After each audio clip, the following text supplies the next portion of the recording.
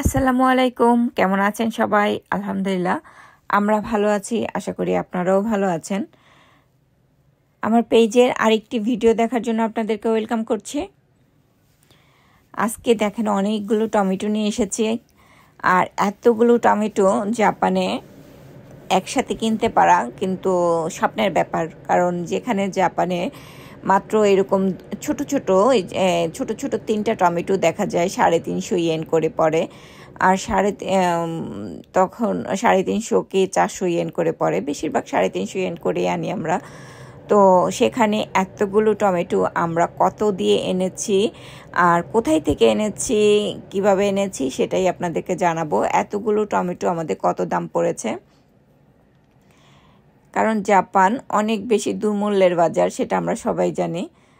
আর সেখান থেকে এতগুলো টমেটো কিভাবে এত কম দামে এনেছি সেটাই জানাবো। আর এতগুলো টমেটোর মধ্যে এই যে এরকম বড় বড় 2টা টমেটো ছিল, আর 2টা টমেটো যেহেতু দেখেন আমি যমজ টমেটো কাটছি, মানুষের যমজ বাচ্চা হয়, যমজ আর কি হয়, যমজ যমজ ফল দেখেছি, আবার আজকে দেখলাম যমজ সবজি। এখন আমি যমজ সবজি কাটছি, চিন্তা করা যায়। সেই দাগটা ফেলে আমি টমেটোটাকে ছোট ছোট করে কাটছি।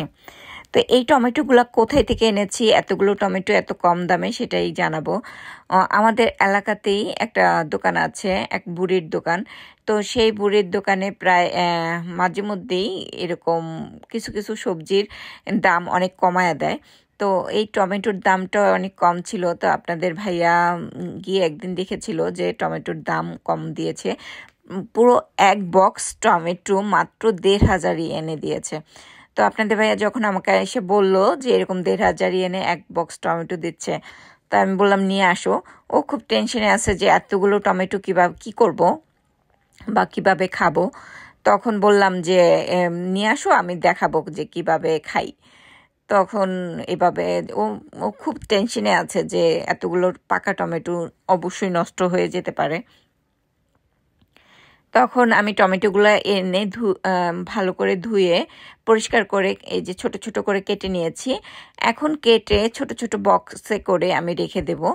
যখন আমার দরকার হবে তখন ওই বক্স থেকে আমি ডিপ থেকে নামিয়ে আমি দিয়ে দেব। আর এটার জন্য কোনো কিছুই করতে হয় না, বাড়তি কোনো ঝামেলা নাই, কোনো কিছুই নাই। জাস্ট ছোট ছোট করে কেটে ধুয়ে